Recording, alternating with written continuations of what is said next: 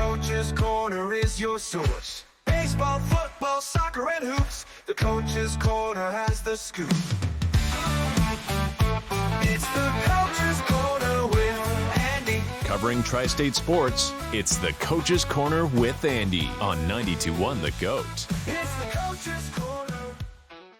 Lots of action over the weekend in high school sports for Washington County. According to the Herald Mail, in boys soccer, Boonesboro took down South Hagerstown 2-1 in overtime, while North Hagerstown beat Walkersville 1-0.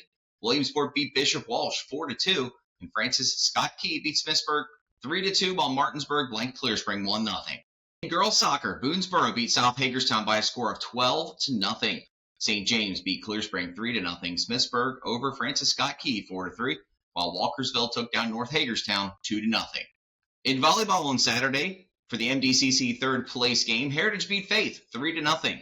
Also games happening on Friday, October 18th. Boys soccer, St. James beat Merritt 2-1. And in volleyball, Potomac School beat St. James 3-0 by scores of 25-16, 25-18, and 25-15. Here's your Week 7 football recap for Washington County High School varsity boys football. Williamsport took down South Hagerstown 20-13. North Hagerstown beat Brunswick 28-24. Boonesboro beat Southern Anne Arundel 54-22. Tussey Mountain beat Clear Spring 20-13.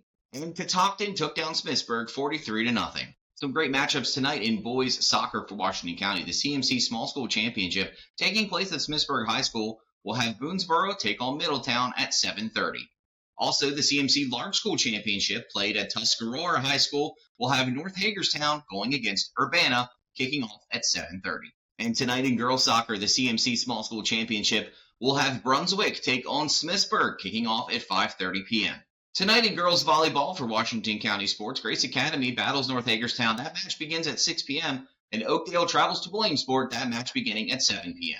In Franklin County Sports for boys varsity football, on Friday night, the Chambersburg Trojans took down the Cumberland Valley Eagles in a 17-10 win. The Boiling Springs Bubblers beat the Greencastle Ancient Blue Devils 15-13. Shippensburg beat Northern York this weekend 28-14. Here are your Week 7 NFL results for this past weekend. It all kicked off with the Patriots taking on the Jaguars in London. The Jaguars beat the Patriots 32-16. The Seahawks took down the Falcons 34-14, while the Buffalo Bills notched a win against the Tennessee Titans 34-10.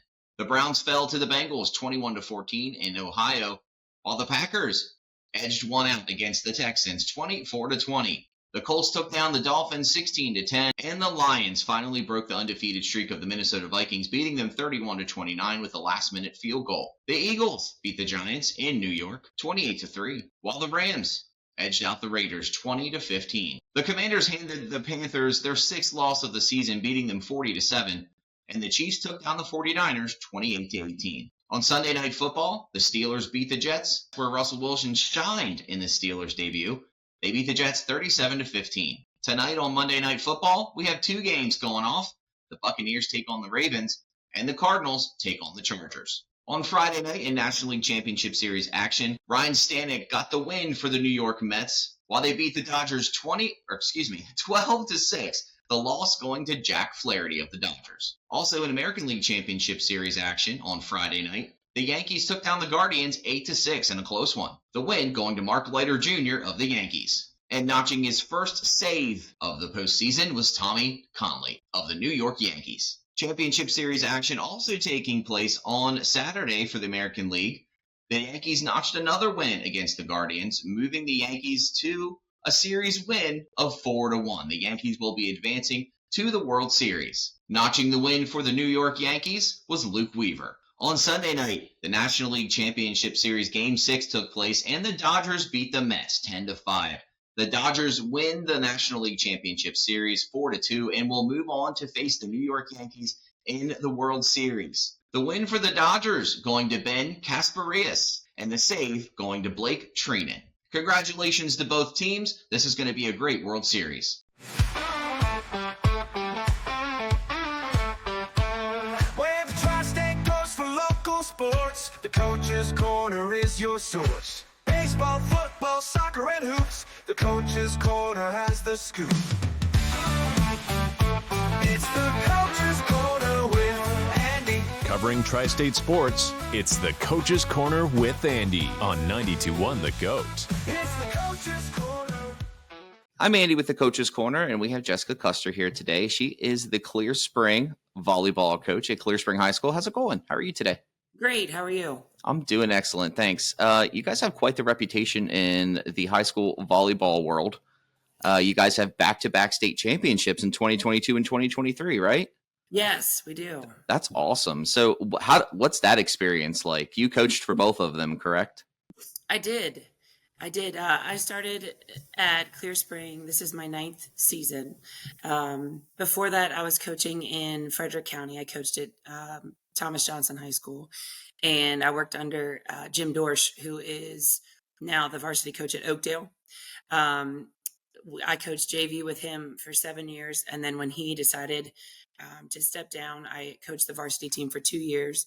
Then I came to Washington County, where I grew up, and I coached a couple middle school teams here and there while I had my children. They were very young at that time, and then I stepped into the high school head coach position at Clear Spring. So this is, like I said, season number 9. We've won 3 state championships. Altogether, Clear Spring has 5. Mhm. Our first one was in 2018. And we had a season very much like the current one, which I'll explain later. But we won that year as a surprise to everyone, I think, in the volleyball world. And then 2 years ago, we won in 2022. And then last year was blessed enough to do it again back to back. So pretty exciting stuff. Yeah, that's awesome. How much of your team did you have returning from those previous 2 state title runs? So I had, let's see, the first year that we won, I graduated 4 pretty phenomenal seniors. Last year we graduated also 4 pretty phenomenal seniors. The the first year it was a setter and offense, 3 hitters. Last year it was a setter and defense. So we lost some pretty key roles there both years. And so both of those years, I still have 2 players that were part of both of those Hmm. on this year's team. One is a junior and one is a senior. You guys are currently at 8-5 now in the MPSSA, correct? Yes, as of last night. Yep. Pretty decent record for, the turnover that you guys have for players coming through. And it's quite impressive. It says something about you as a coach to be able to get to those state championships with graduating so many seniors and bringing, new people into new roles and having other new seniors or underclassmen step up. How many underclassmen do you have on the team? I actually have only 2 underclassmen, and they're both freshmen. Oh, wow. Okay. That's awesome, though. That's really Yeah. cool. I'm sure that's exciting for them, too, to be playing on such a prestigious team. It is. It Yeah. is. And I think that they've both adapted to their roles extremely well. Good. One started the season with us, and that was my daughter, actually, Oh. Casey. And then about 4 or 5 matches ago, I moved up a setter from the JV, who has just full on confidently gone in and accepted a starting role. So through the year, when you have new kids come in like that and you have only a couple that have played, I had a couple girls, 3 of them actually, that had moved up last year with us as juniors that had played in the state final match and were a part of that. But I had, like I said, 2 that were starters that played in both of those back-to-back state championships. And when you have, that leadership on the team, it makes it easy for the younger players to come in and just kind of adapt to, this is what we do. This is the standard that we want to uphold. Right. And naturally through the season, when you have new players in roles like that, you take your lumps and you learn from them. And our schedule is extremely competitive, and we do that on purpose. I've never coached a perfect team. I told Bob Parasoliti that at Williamsport a couple of weeks ago. He said, you have a couple losses. And I said, I've never coached a perfect team because not that we're not talented enough, but you can't play your best game every single night that you go out there. You just can't. And, sometimes you have kids that are on, sometimes you have kids that are off, and sometimes you have your whole team do it at the same time. And that's kind of what we've had this season with just learning new roles and getting used to playing with each other. And we had a transfer player come in from Williamsport, Olivia, that has jumped in and made waves, with us and fit in just great. But it's a dynamic that you have to get used to as a team. And, they all have gotten along really well and meshed, but playing together is a different story. You can get Hmm. along as people, but then when you step on the court beside somebody, it's, you have to be able to trust that they're going to do this and you're going to do this, and they're going to be there. And sometimes, that takes the entire season to be able to do. And so my goal the whole season has just been, we're not going to focus on wins and losses. We're going to focus on, are we getting better each time that we play? And are we doing things that we want to do to grow as a team each time that we play? And we have consistently done that. And last night we played North High, who's, phenomenal. They always have been. And we did a lot of great things. And I told the girls, I said, we walked out of there only losing by 3 points, game 2 and game 3. And they were the 3A state champs last year. They've done this run with us 2 in a row. And, we're close with those girls and that coach. And it's nice to have that competitiveness within your own county. But we did some great things that I haven't seen us do to this point. And, playing great teams allows you to see what you're really made of. So, it's hard to accept losses. But we grow from those. And as long as we're playing our best by the time playoffs start next week, or the following week, that's what counts. Right. That's exactly my next point. Everybody makes the playoffs in the MPSSAA division, correct? Yes. Yeah. So it's kind of like a brand new season and a second chance, really. How do you prepare your girls for that playoff run? Obviously, you guys have a big target on your back, winning the state championship the past 2 years. Do they enjoy having that target on their back? Did they thrive with it, or are they kind of nervous? Or I mean, nobody likes to constantly be targeted, right? right, sure. But we, last year I told them, I said, the thing is, being such a small school, I mean, we are the smallest of the small. We have less than 400 kids in our whole school. I said, everybody wants to play their best game against you because they want to beat you, because you've been successful. And, that's a hard place to be in. It's easy Yeah. to play to win. It's hard to play not to lose. And so I told him, I said, just stay loose, have fun, play your game. Because if we're not having fun, what are we doing? You're high school kids, and this is not the be all end all of your lives. And, but this year, oh my goodness, winning 3 would be just absolutely unheard of. Of course, it's the goal in the back of their minds, but that is a hard thing to do, and so I just want them to be successful in their own minds, successful as a team. Of course, we want to win for our seniors, but, we just want to do the best that we can by these kids, just, having them come together and play the best that they can. Since everybody does make the playoffs, we pack our schedule full so that we get that competitiveness, like I said, the whole way through. And we play huge schools from West Virginia. We play Hedgesville, we play Spring Mills, we play, we're about to play Martinsburg next week. We play North High. They're all schools that are 3 times our size. And, it really shows you, hey, if we can take a game from these teams and we can play as close with these teams, then hopefully when we get close to teams that are our size, we'll be able to capitalize on some of these gains that we've made and some of these goals that we've had throughout the season. It would be great, of course, to win a championship, but, we've talked all season about, being a player doesn't define you. It's what you are as a person and how you've grown as a person. And I will stand by that wholeheartedly, because, you can win all the games in the world and not be a great person. And that's not going to get you any further than high school. So, where do we want them to go years from now is what we've been focusing on my whole coaching career. So That's great. It sounds like you really, know your stuff, and you sound like a great coach. So I like that too. I like the fact that you want your players to have fun. Unfortunately, not all coaches are like that, but most high school coaches you come across, they have that mindset as well. And it sounds like your girls are having a lot of fun as well. How many seniors do you have on the team this year?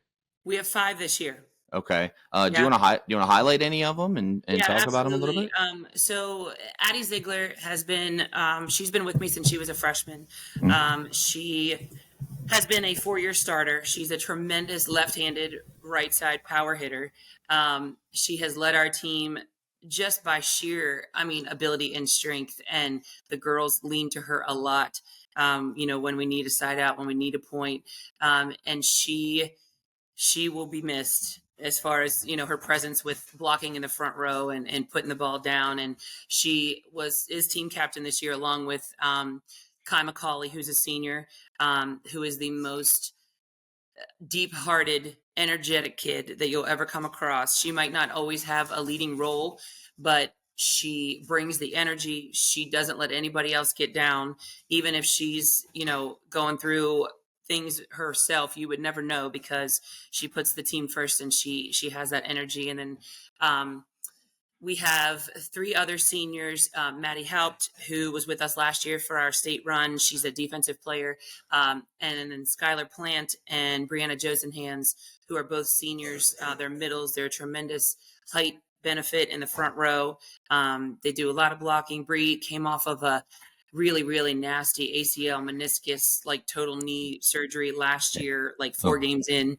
Is working her way back in and has done some great things for us here toward the end of the season. Has started to come back into a playing role. Skylar was with us last year, played middle for the state run, moved up as a sophomore and was with us for that run as well. So they have a lot of leadership among the 5 of them as far as, what they bring to the team. And so they, the 5 of them will definitely be missed. And it's hard when you graduate such a big senior class because you move them up next year, but then you look in the middle and there's not always 5 kids that are going to fill those shoes, so but yes, they will be missed. Well, hopefully you guys can grab a 3rd state title, and that would be awesome. Nobody's ever done that 3 in a row, right? I believe that Smithsburg maybe did. I could be okay. When my co-coaching friend, she's one of my great friends in life, Rachel Bakedale, when she was at Smithsburg coaching before she left, I believe that they won 3 out of 4 when she had a group of kids there. So I think that she has done that. I don't want to take it away from her. So yeah, I actually just talked to Bree over at Smithsburg, the volleyball coach. Yeah, and her girls have these cheers they do for every player, like if they score a point or there's an ace or something like that. Do you guys do that too?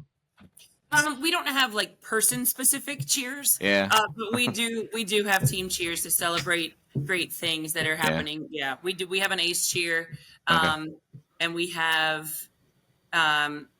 it's funny. We were talking about that last night. We said, what do we do if we get a kill?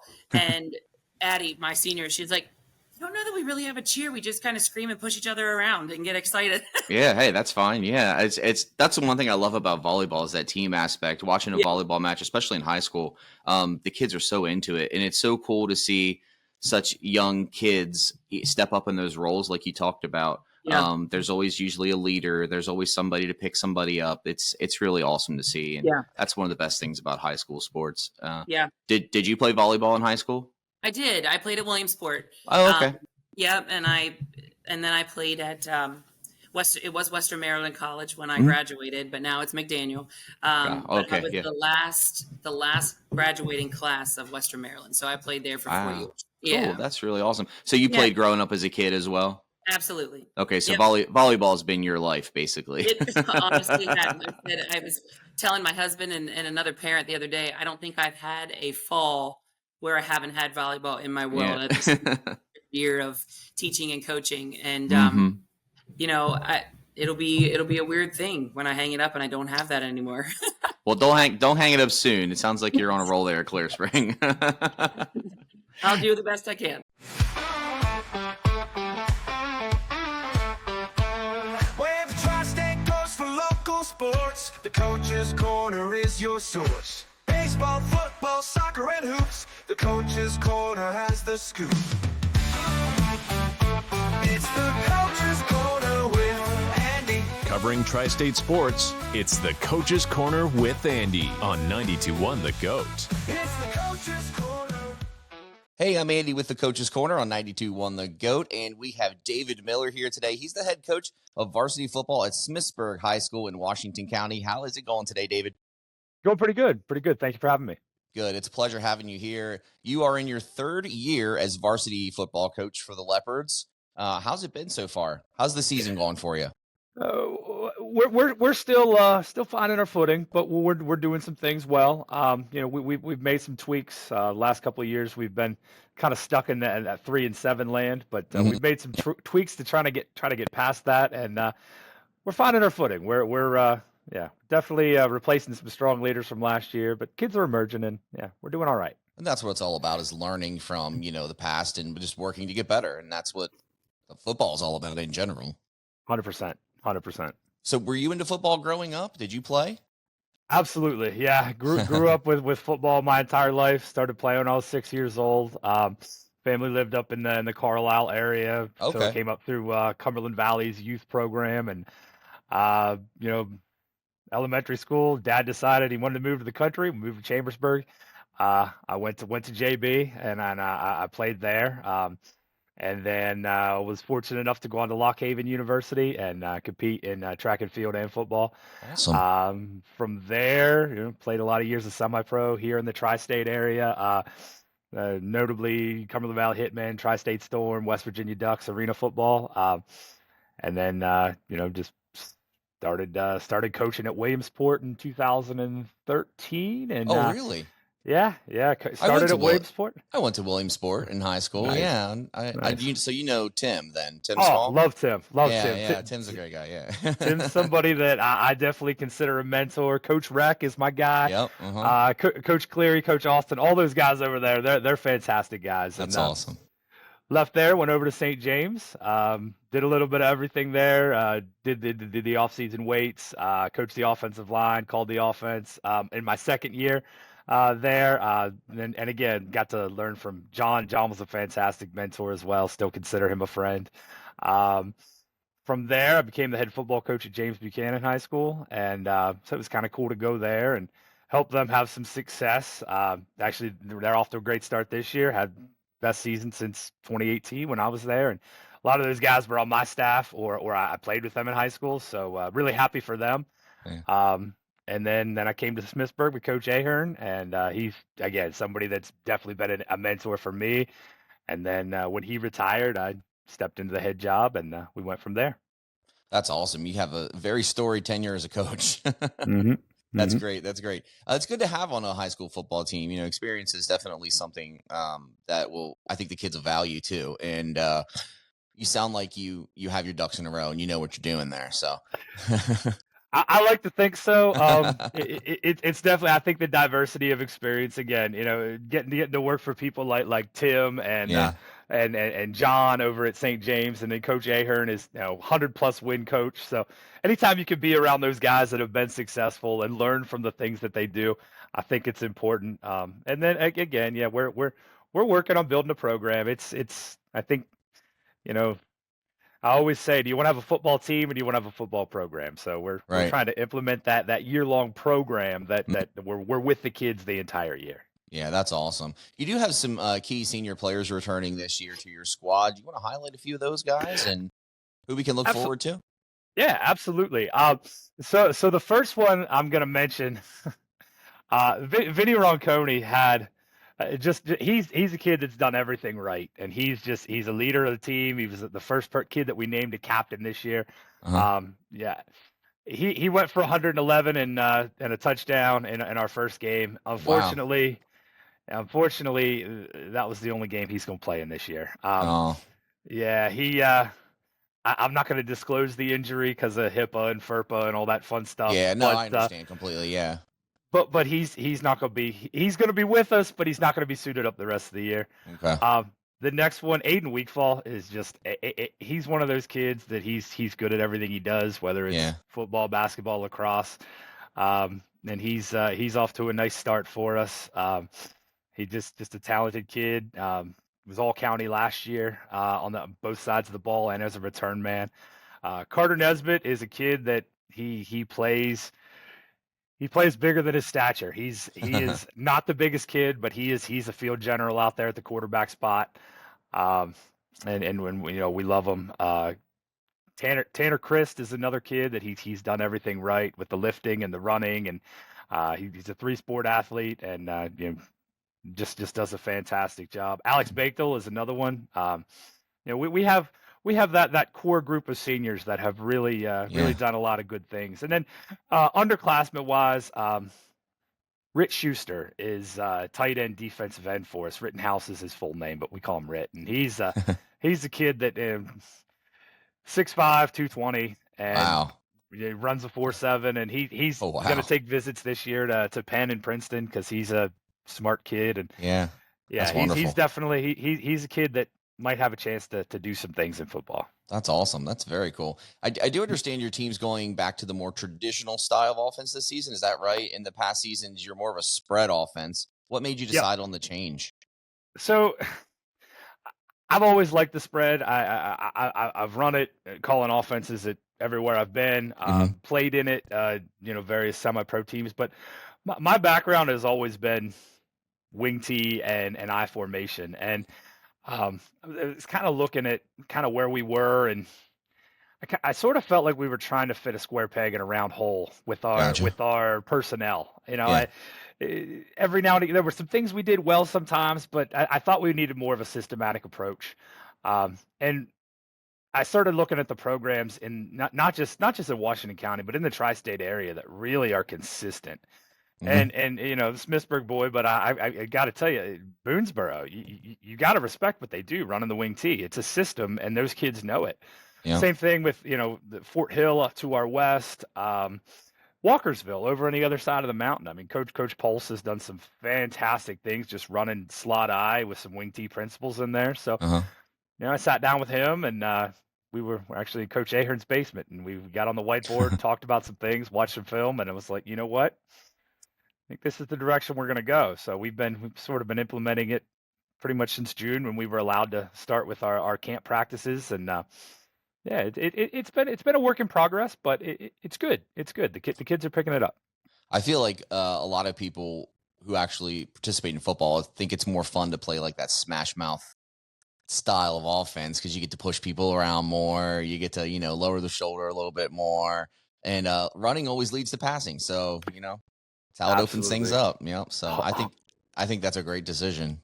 100%. Being an offensive lineman my whole life, I know our offensive linemen are excited about it. I'm excited to implement it, and I'm excited for them. But then also, I always said, if you can run the ball between the tackles, if you can run the ball effectively between the tackles, that's going to open up everything else. And we can get our speed guys out in space with one-on-one matchups, and that's favorable for us. So, yeah. Awesome. Your schedule has been and looks to continue to be pretty challenging this season. How have you and how will you prepare your players to get the best out of them going up against those challenging opponents? So you're right. It really is challenging. So far, we opened with Key, who's undefeated. And they're doing a great job over there. Williamsport, Tim is pretty consistent. They're going to be one of the better teams. And then later on, we have Catoctin, Fort Hill, and Boonesboro back to back. So it's always challenging. I think at this point, it's something that our kids. I think our kids kind of take some pride in it. Yeah. So that when they're already kind of motivated, it kind of helps with the preparation piece. But for me, I'd like to say that, and again, it might sound cliched, but we started the preparation back in November and December. Right. We've got to have our bodies right. We've got to be physically ready to do it. We've got to be able to run, block, catch, all those things. And we've got to be a little stronger. But then on top of that, just being positive, talking about so tonight Brunswick comes to town, and they've got a quarterback that's going to Liberty, Ethan Houck. He's a fantastic kid in every way. Just one of those kids that you got to root for him because he's at a small school and he's out here putting up these video game numbers, and he's 6'5" and 220, and he doesn't look down on anybody. He's just a gentleman. So I talked to him. I was like, hey, you're going to play against some kids that you're going to see on Saturdays. You're going to play against some teams that are going to be at the state level. And we've played a team for me that we've either played a state champion or a kid a team that has made it far in the state playoffs Yeah. in Maryland every year, or West Virginia every year that I've been here. And I just think it's something to take pride in, and it's an opportunity. You don't always get that to compete against some of the best teams. And Right. you would also tell them, if that's where we want to eventually be, we've got to Mhm. see these teams and work to emulate them. Right. I love that philosophy. You mentioned the off season and working out in November, December. Do you guys do things all year round? I know you have a lot of players you mentioned that are multiple sport athletes, but do Mhm. you guys offer programs year round for the players to, work out, to get together, maybe have team activities, keep that morale high? Absolutely, absolutely. So we'll get up and we'll have the weight rooms open by 6 a.m. Mhm. and a lot of our kids that are in those winter and spring sports, they'll come in the mornings, get their lift in, and we're always cognizant of not trying to overload them too much. Yeah. But I would say if you stay lifting, you don't got to worry about getting sore from lifting. Yeah. So and then the lifting during the season, that's great for the injury prevention piece, not Mhm. just for football when we eventually get there, but for all their sports. Yeah. And then some of the kids take the classes. So they're lifting during the day, and then we also have after school lifting. And then even some kids have asked, "Hey, can we have the room open after practice?" And I'm like, "Absolutely. Anytime you want to do it, Yeah. we're gonna make sure that availability is there." So, kids are lifting and running, and one of the other cool things is a lot of them have taken it upon themselves with Huddle and having the route tree and the plays and everything right on Huddle. Mhm. They can see the playbook and they get together on the turf stadium, and just as long as there's no snow on it, they're gonna go Yeah. and work out That's together. awesome. And I live within walking distance of the stadium. I actually see the 50-yard line from my kitchen Oh, window. So cool. yeah, I might walk the dogs past the stadium and see what they're doing, but I'm not coaching because I'm not breaking any Maryland rules. But Yeah. every now and again, we take the dogs for a walk and go watch what they're doing. It's good stuff. It's really good that they've taken that leadership role amongst themselves too. Yeah, that's awesome when they're doing that on their own and they don't need to be pushed into doing it. That shows dedication, and that's awesome, especially in a high Mhm. school player, Mhm. and it can benefit them in the future for sure. What are your goals as a team this season, on and off the field? At this point, because of the turnover in our roster, we lost some fantastic kids. There Mhm. are 3 kids from last year's team that are going on to college, and a couple that are going to play college lacrosse. Uh, Just getting better every day, coming together as a team, and getting better every day. I think if we do that and we get better every day, and we can just win the play, uh-huh. and we win more plays than the other team, we're going to be all right. But just getting better every week is our main goal, and I know that wins and losses are what we're measured by. But at the end of the day, if we're getting better every day and every week, that'll take care of itself. So Right. Agreed. just yep, yep. Do So you have any personal goals as a coach this year, or do you hold those same goals, as a coach as you do as a team? as far as personal goals, I've always I see myself as kind of a player's coach. So Mhm. I want the kids to uh, get that positive experience from football. I want them to learn every day, and Yeah. I just want to see them get better every day. That's great. I mean, it's awesome when your players can look back, 10 years down the road and say, man, those were some of the best times of my life. Or, they got kids playing football and they want you to meet their kids that are going to play football. They may be playing for you one day. You never know. 100%, It all 100%. comes full circle. Yep, yep. My high school football coach is up at Shippensburg High School now, and we do 7-on-7 with them in the summer, and it's always great to see him. Whenever we're back, and Yeah. it's yeah, absolutely. I hope someday the kids feel the same way about me someday. Do you guys, so who's Smithsburg's like rival? Who is considered the rival to the Smithsburg Leopards? Well, the big one is Boonesboro. Everybody Boonesboro. That knows seems about to be Boonesboro. everybody's Yeah, rival. yeah, yeah. It's kind of when you're on the top, you've got that Yep. bullseye. Everyone's Yep. gunning for him. But and then of course Catoctin. We Okay. play that baddest cat in the mountain series. That's what we call it. The Yeah. Cougars versus the Leopards. And then I think to some degree Williamsport, similar size schools in the county. Yeah. But the big one is definitely Boonesboro, and then Catoctin. Yeah. Are Yeah, those those two. some of your favorite games? Those higher intensity games that the players are looking forward to, and they're kind of dialed in just a little bit more for the game?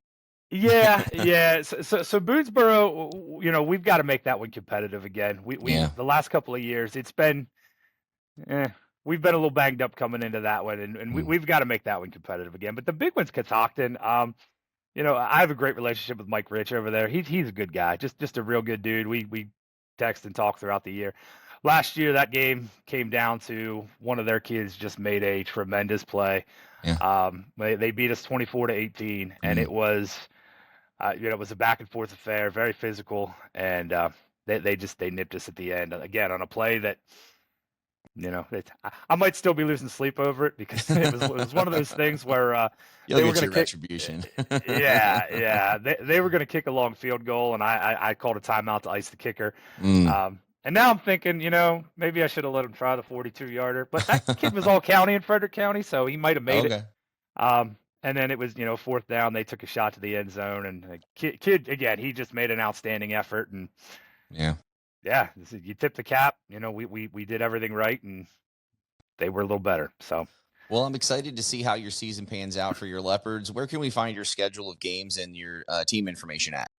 So everything is on Max Preps. We do all of we put our schedule up there, our stats, our rosters, all of there. But also, if you go to WashingtonCountyCMC.org, that has not just football, but our junior varsity team as well, who's off to a great start. And then also our all of our sports here at Smithsburg. We compete in the Central Maryland Conference. So that WashingtonCountyCMC.org has links to schedules and rosters and everything for the entire athletic department for Washington County, as well as our friends over in Frederick County. And so you can definitely get Smithsburg information there, as well as any other county team that you'd want. Awesome. Well, it's been a pleasure, David. I've had a blast speaking with you here today. Thank you for joining us. And hopefully we can chat again in the future. Maybe even come down and catch a Leopards game. Absolutely. I'm thrilled that you had me, and it's been a nice conversation. Yes. Thank you so much. Absolutely.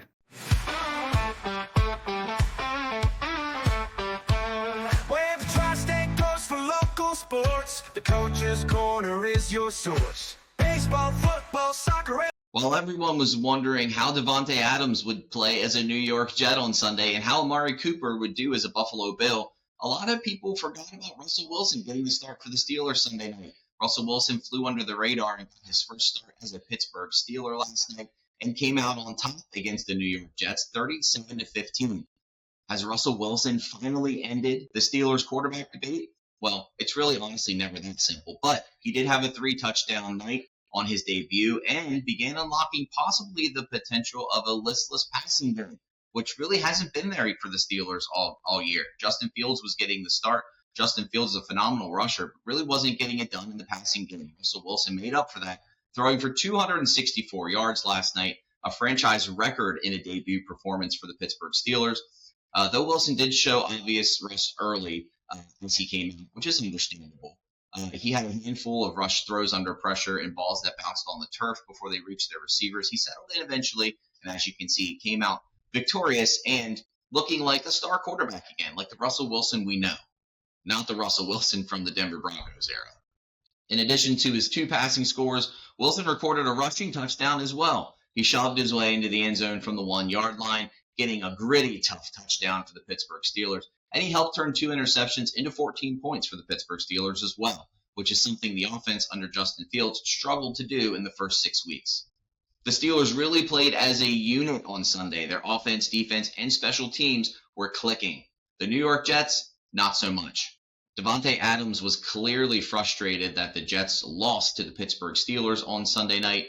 Aaron Rodgers ended up throwing 2 interceptions, and the Jets had a 15-6 lead at one point and blew that lead. The Rodgers-Adams connection was a dud Sunday night. He targeted his former teammate 9 times, but they only connected for 3 receptions for 30 yards. Adams was supposed to be the passing offense savior, but that didn't really materialize Sunday night. It is the first game for Adams coming in. There may be some risks coming into a new offensive scheme. We'll see if Davante Adams can rebound and Aaron Rodgers can rebound as well, and see if they can get their old magic ways back as a quarterback and receiver. This right here is the game I called for Game of the Week. The Detroit Lions took on the Minnesota Vikings, and the Lions came out victorious, crushing the Minnesota Vikings' hope of becoming 6-0 and remaining one of the undefeated teams in the NFL. The Lions came out on top 31-29 with a last-minute field goal in the fourth quarter, a last-second field goal in the fourth quarter to take down the Minnesota Vikings. Remember, the Detroit Lions lost Aiden Hutchinson last week with a gruesome leg injury. Instead of going into a panic mode, the Lions used a committee approach on Sunday with defensive linemen Isaac Ukwu, Trevor Nawasaki, Mekhai Wingo, James Houston, and Josh Paschal all seeing action on the edge. Paschal registered a sack on Vikings quarterback Sam Darnold at the end of the third quarter. Detroit's going to need to continue to explore their potential options in order to stay successful without Aiden Hutchinson in there on their defense. I think they can do it. The Detroit Lions are strong all around, and they proved it on Sunday. Jared Goff shined. He's the only quarterback this season to have a perfect completion percentage in a half. He's done it 3 times, including Sunday in Minnesota. Goff went a perfect 12 for 12 with 15 successful completions before throwing his first incompletion on a deflected pass in the third quarter. In Week 4, he set an NFL record by completing all 18 of his passes against Seattle. The biggest standout for the Minnesota Vikings in their loss on Sunday was their rush defense. The Vikings did not have an answer for Jahmyr Gibbs, the Lions halfback on Sunday. He rushed for 116 yards and collected another 44 yards receiving, having a huge day. He became the first Lions player with 150-plus scrimmage yards and 2 touchdowns in a game since 2011. The Vikings personnel looked a step slow against him on Sunday. We'll see if they can fix that over the weekend as they take on the Rams this week for Thursday Night Football, as the Lions will travel to Tennessee and play them on Sunday at 1 p.m. Saquon Barkley is finally back in the mix. The Eagles were victorious against the Giants on Sunday, winning by 28-3. Saquon Barkley was the star of the game. Could he be the spark for the Eagles that they need to make a playoff push? It should at least provide some momentum for the Philadelphia Eagles. They looked pretty ordinary through the first 5 games this season, with 3 wins coming by a combined 12 points. But Barkley lit a fire under them on Sunday, erupting for almost nearly 200 all-purpose yards.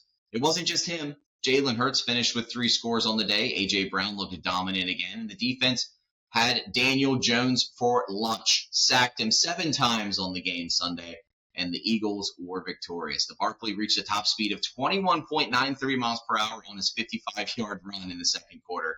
That's fast. The second fastest speed by a ball carrier this season, behind Brian Thomas Jr., who came in at 22.15 miles per hour. It's also the fastest top speed by Barkley in his career. I'd say he had some motivation on Sunday. The Eagles take on the Bengals this Sunday at 1 p.m., while the Giants are going to go up against the Steelers in a tough Monday night battle. On Sunday afternoon, as the Washington Commanders took on the Carolina Panthers, star quarterback Jaden Daniels went down with a rib injury. He took one too many hits to the ribs and was ruled out against the game against the Carolina Panthers after being evaluated. They're saying he believes to have avoided a long-term injury, but we'll have to see him wait what the tests say. Marcus Mariota took over for Jaden Daniels, and he did just fine. Marcus Mariota tossed 2 touchdowns on the game, going in place of Jaden Daniels, as the Washington Redskins routed the Carolina Panthers 40-7. Mariota was quoted after the game saying the only thing on his mind was Jaden Daniels' health. Obviously, he wants him to be healthy. He wants him to return. Nobody ever wants to see an injury to somebody like that, especially when they're thriving the way they are. It's very much a team atmosphere in Washington, and I like the attitude. Everybody came together and banded together, and they still played as a unit, and they really excelled. Mariota did awesome. Zach Ertz hauled in a touchdown catch. Brian Robinson made his return this past week and did wonderful on the ground. The defense also dominated that day, allowing only 180 yards, while only letting the Panthers score once. The Commanders stopped 7 of 10 third down chances, and they sacked Andy Dalton twice. While Mariota was running the show, Washington racked up 421 total yards against the Panthers, who are now 1-6, and have allowed the most points of any team in the Super Bowl era through the first 6 games of the season.